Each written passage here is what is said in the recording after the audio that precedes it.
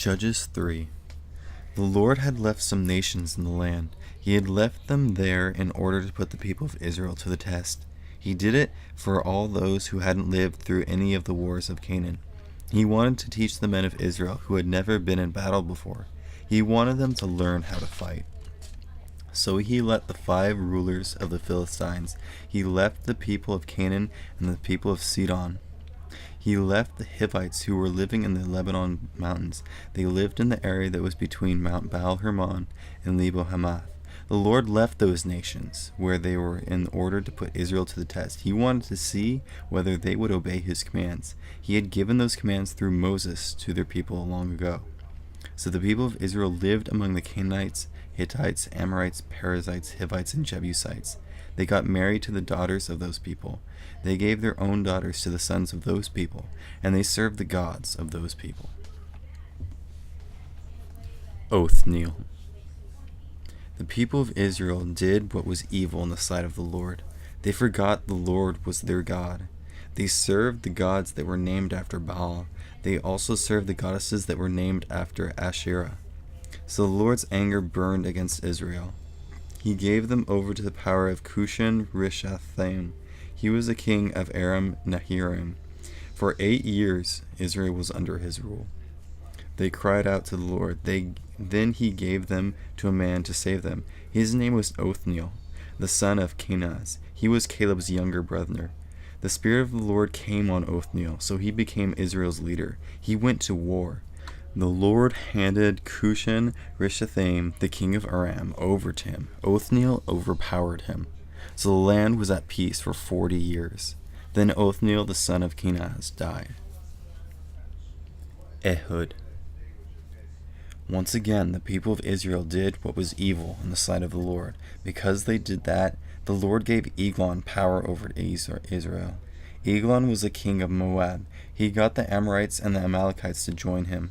All of them came and attacked Israel. They took over Jericho. Jericho was also known as a city of palm trees. For 18 years, the people of Israel were under the rule of Eglon, the king of Moab. Again, the people of Israel cried out to the Lord. Then he gave them a man to save them. His name was Ehud, the son of Gera. Ehud was left-handed. He was from the tribe of Benjamin. The people of Israel sent Ehud to Eglon, the king of Moab. They sent him to give the king what he required them to bring him. Ehud had made a sword that had 2 edges. It was about 1.5 feet long. He tied it to his right leg under his clothes. Eglon, the king of Moab, was a very fat man. Ehud gave him the gift he had brought. After that, he sent away those who had carried it. At that place, where there were some statues of God stand near Gilgal, Ehud turned back. He said, "King Eglon, I have a secret message for you." The king said, "I want everyone to be quiet," and all of his attendants left him. Then Ehud approached him. King Eglon was sitting alone in the upstairs room of his summer palace. Ehud said, "I have a message from God for you." So the king got up from his seat. Then Ehud reached out his left hand. He pulled out the sword that was tied to his right leg. He stuck it in the king's stomach. Even the handle sunk in after the blade. The blade came right out of the king's back. Ehud didn't pull the sword out, and the fat closed over it. Ehud went out to the porch. He shut the doors of the upstairs room behind him. Then he locked them. After he had gone, the servants came. They found the doors of the upstairs room locked. They said, "Eglon must be going to the toilet in the inside room of the house." They waited for a long time. They waited so long they became worried. But the king still didn't open the doors of the room. So they took a key and unlocked them. There they saw their king. He had fallen to the floor. He was dead. While Eglon's servants had been waiting, Ehud had gotten away. He passed by the statues of the gods and escaped to Seirah. There in the hill country of Ephraim he blew a trumpet.